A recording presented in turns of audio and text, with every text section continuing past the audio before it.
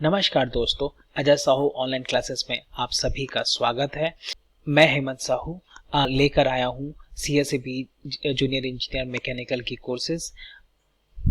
इस कोर्स में आपको बहुत सारी खूबियों के साथ मिलेगा जो कि स्पेशली डिज़ाइन किया गया है आपके एग्ज़ाम के पैटर्न के अनुसार। जैसे कि इस एग्जाम में थ्योरी क्वेश्चन आते हैं, सो उस थ्योरी के लिए बहुत अच्छे आपके कॉन्सेप्ट्स लेकर आएंगे और उन कॉन्सेप्ट के साथ में उनके रिलेटेड क्वेश्चंस भी होंगे, जिससे आपको समझने में बड़ी आसानी होगी, जिससे आपके स्कोर डेफिनेटली बढ़ेंगे।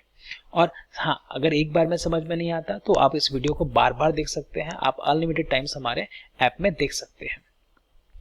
तो इसके साथ में आपको इसके PDF नोट्स भी मिलेंगे। सो यह कोर्स बहुत जल्दी ही लॉन्च होने वाला है। सो आप सभी हमारे साथ जुड़ के रहे और यह एक बहुत ही नॉमिनल कॉस्ट में होगा। तो आप बिल्कुल इसे देख सकते हैं। और आज की हम इस वीडियो में मैकेनिकल के सिलेबस तथा स्ट्रैटेजी के बारे में बात करेंगे। सो इसे ध्यान से अंतिम तक जरूर देखें। और आप इसके कोर्स से जुड़ना चाहते हैं तो ये हमारे कोर्स मिलेगा अजय साहू ऑनलाइन क्लासेस के मोबाइल ऐप पर, जिसके बारे में जानकारी आपको जल्द ही अगले अलग से वीडियो के माध्यम से दे दी जाएगी।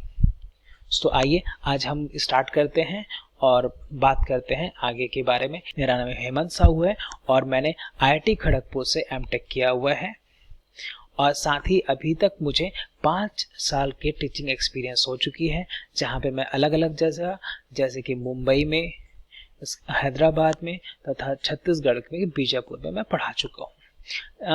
इसके अलावा मैंने 2018 के स्टेट इंजीनियरिंग सर्विस में 5th रैंक स्कोर किया था। और इसके अलावा बहुत अनेक सारे मैंने कंपटीशन एग्जाम फाइट किया था, जिसमें से ISRO, IOCL, HPCL और BARC बार्क के रिटर्न क्वालिफाई करके मैं इंटरव्यू तक पहुंचा था। इसके अलावा मैंने number of times gate qualify किया है, जहां पे मेरा मैक्सिमम स्कोर 723 था।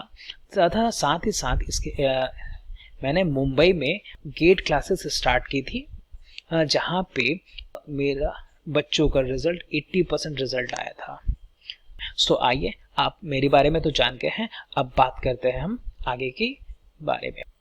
जी हाँ, जैसे कि आप सभी को पता है कि CSEB की जो जूनियर इंजीनियर की पोस्ट है, इसमें आपके इलेक्ट्रिकल के, IT के, CS के, मैकेनिकल इंजीनियरिंग के, इलेक्ट्रॉनिक्स के और साथ ही साथ सिविल इंजीनियरिंग के बच्चे शामिल हो सकते हैं, जिसमें मतलब आपके इंजीनियरिंग डिग्री वाले और साथ ही साथ डिप्लोमा वाले स्टूडेंट्स दोनों शामिल हो सकते हैं। और यह जो पोस्ट है वह आप जिसे कॉमनली नेम CSEB के नाम से जानते हैं, बेसिकली यह 3 कंपनियों में बढ़ चुकी है, जो कि है Chhattisgarh state power distribution company limited, फिर ट्रांसमिशन कंपनी लिमिटेड और 3rd जनरेशन कंपनी लिमिटेड।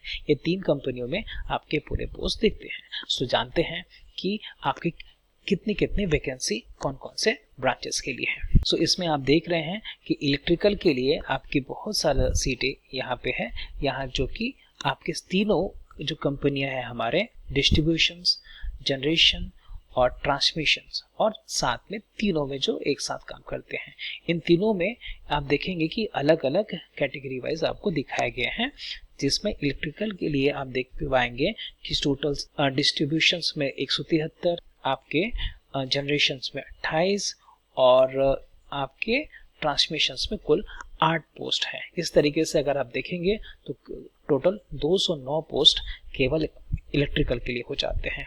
वैसे हम बात करेंगे मैकेनिकल के लिए, सो मैकेनिकल की पोस्ट केवल होती है आपके पावर जनरेशन्स में, तो जहाँ पे कुल आपके 27 पोस्ट है। सो बहुत दिनों बाद ऐसा हो रहा है कि मैकेनिकल के लिए इतनी ज़्यादा पोस्ट आपको देखने को मिल रही है, तो यह बहुत अच्छा मौका है दोस्तों, इसे छोड़ना मत और इसकी प्रिपरेशन बहुत अच्छे से करना। और आपके सहयोग के लिए हम अपना पैकेज लेकर आए हैं, जिसकी जानकारी आपको अलग से एक वीडियो में दी जाएगी कि उसमें क्या होगी, उसे कैसे खरीदना है और कितने का होगा। चीज़ का डिटेल आपको जल्द ही मिल जाएगा। आइए आगे बढ़ते हैं और हम बात करते हैं कि इस जूनियर इंजीनियर की पोस्ट के सिलेक्शन प्रोसेस क्या है। सो दोस्तों, आपको बता दूं कि यह केवल रिटन टेस्ट बेस्ड होता है, इसमें इंटरव्यू नहीं होता है, इसमें जो सिलेक्शन की क्राइटेरिया वो केवल रिटन टेस्ट है। तो रिटन टेस्ट कैसा होगा?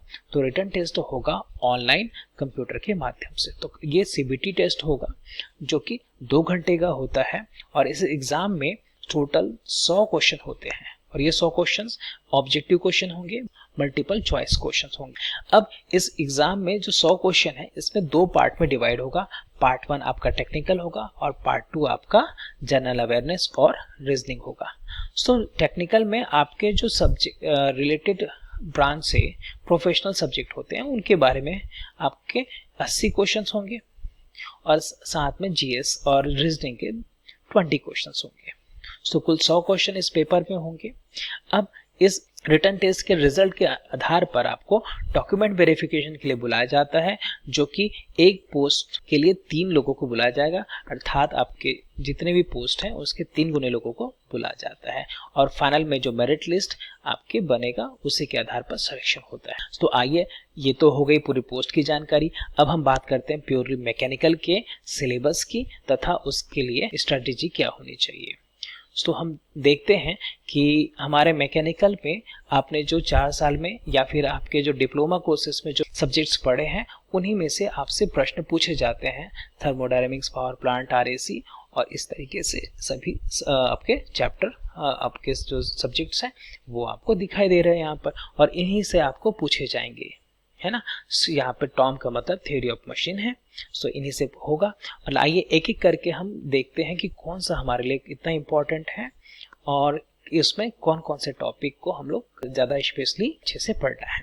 जैसे कि यहाँ पर आप देख पा रहे हैं पीई प्रोडक्शन इंजीनियरिंग, और ये बहुत इंपॉर्टेंट हो जाता है आपके जेईई के एग्ज़ाम के लिए। तो इसे आपको बड़े अच्छे से पढ़ना होगा और इसमें कौन कौन से टॉपिक को कैसे पढ़ना है हम आगे बात करते हैं। तो हम अब सब्जेक्ट वाइज बात करेंगे। तो सबसे पहले बात करेंगे थर्मोडायनेमिक्स की। तो थर्मोडायनेमिक्स आपके लिए एक बहुत इम्पॉर्टेंट सब्जेक्ट है जिसके बिना आपको यह एग्जाम में जाना। तो इसमें सबसे पहले आपको क्या पढ़ना चाहिए? इसमें आपको बेसिक्स जरूर आना चाहिए कि बेसिक्स यहाँ पे क्वेश्चन आते ही हैं। बेसिक्स का मतलब होता है आपके प्रॉपर्टीज से, आपके सिस्टम के एनालिसिस से, तो यहाँ से क्वेश्चंस आते ही हैं। और इसमें आप बेसिक्स में साथ में वर्क ऑन हीट के इंटरेक्शंस के बारे में भी पढ़ेंगे जहाँ से क्वेश्चंस देखे गए हैं। और लॉस ऑफ थर्मोडायनेमिक्स से तो बहुत क्वेश्चंस आए हैं। इसमें स्पेशली अगर मैं बात करूँगा तो सेकेंड लॉ से सबसे ज़्यादा क्वेश्चन पूछे जाते हैं। 0th लॉ हो गया, आपका फर्स्ट लॉ हो गया, यहाँ से भी क्वेश्चंस बनते हैं। और साथ ही साथ में आपकी जो प्रोसेसेस है, जैसे कि आपका आइसोथर्मल प्रोसेस हो गया, आपका एडियाबैटिक प्रोसेस हो गया, आपका आइसेंट्रोपिक प्रोसेस हो गया, इन सभी से भी आपके बहुत सारे क्वेश्चंस देखे जाते हैं। रिवर्सिबिलिटी और एडियाबिलिटी से लिटिल बिट अमाउंट थोड़े से कम होते हैं क्वेश्चंस, यहाँ से भी थोड़े कम क्वेश्चंस देखे जाते हैं। बट अगेन आपका जो थर्मोडायनेमिक साइकिल है, जैसे कि कार्नोट साइकिल हो गया, ब्रेटॉन साइकिल हो गया, सो यहाँ से भी क्वेश्चंस आपको देखे जाते हैं। सो इसलिए इन टॉपिक्स को आप जरूर करिएगा, स्पेशली साइकिल्स को और law of thermodynamics, specially second law को। इसको आप बिल्कुल छोड़ नहीं सकते, इसको बिल्कुल पढ़िए और यहाँ से क्वेश्चंस आपको बहुत आसानी से बनेंगे। अब बात करते हैं हम आईसी इंजन की। तो आईसी इंजन में बेसिकली आपको जो इसकी बेसिक है, जैसे कि इंजन की जो कंस्ट्रक्शंस है इस पर क्वेश्चंस बनते हैं और साथ में जो सबसे ज़्यादा क्वेश्चंस बनते हैं वो आपके साइकिल पे बेस्ड होते हैं। डीजल साइकिल की कंपैरिजन करनी होती है आपको ऑटो साइकिल, ड्यूल साइकिल से।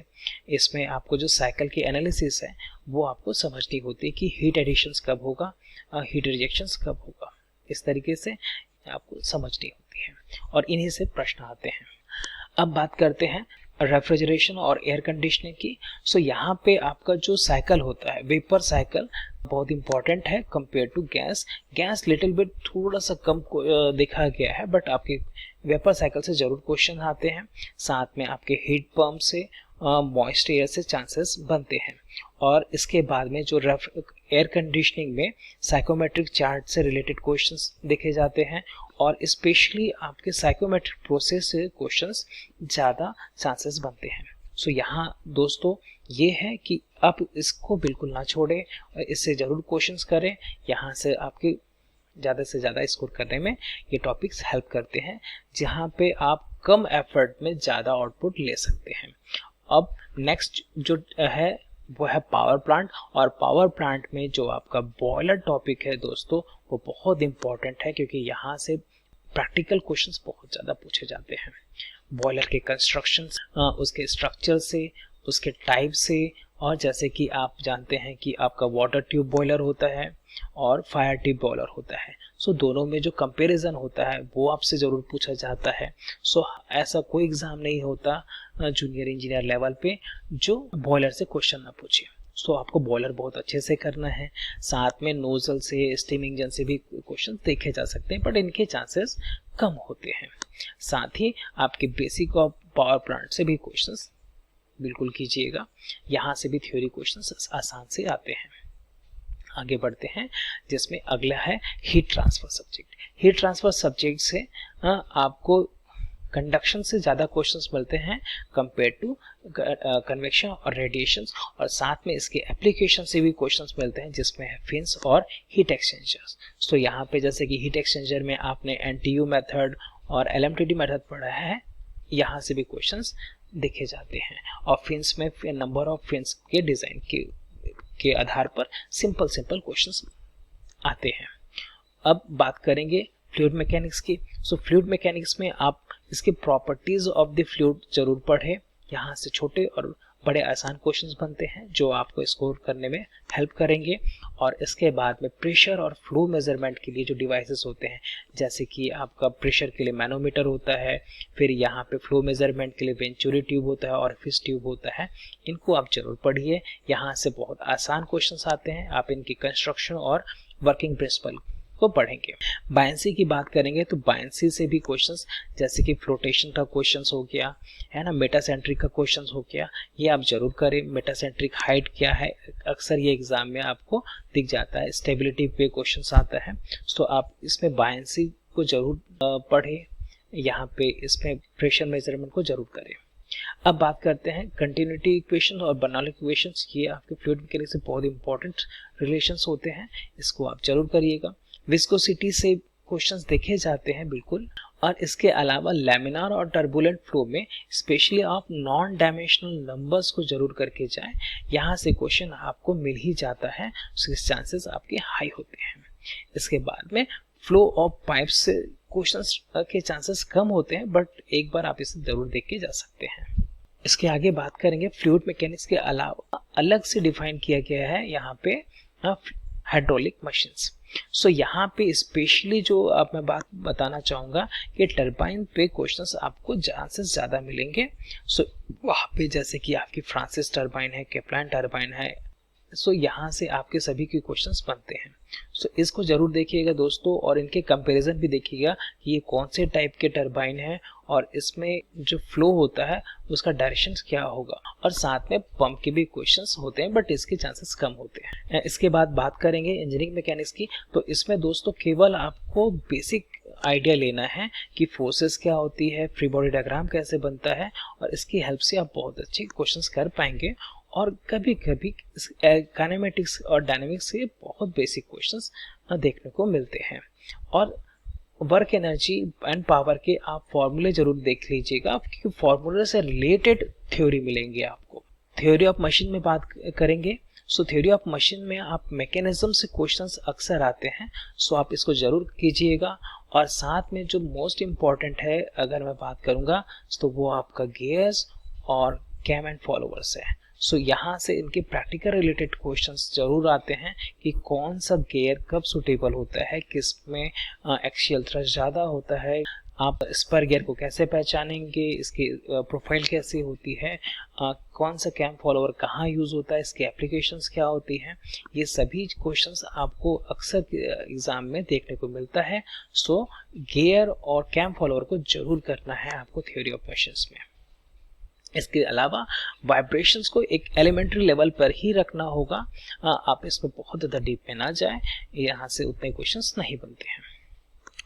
अब बात करेंगे स्ट्रेंथ ऑफ मटेरियल की। स्ट्रेंथ ऑफ मटेरियल में आपके जो बेसिक क्वेश्चंस है वो आपके स्ट्रेस और रिस्ट्रेन से आता है, और यहाँ से क्वेश्चंस आपकी लगभग हर एग्जाम में आना लगभग तय होता है, इसलिए इस टॉपिक को आपको छोड़ना नहीं है।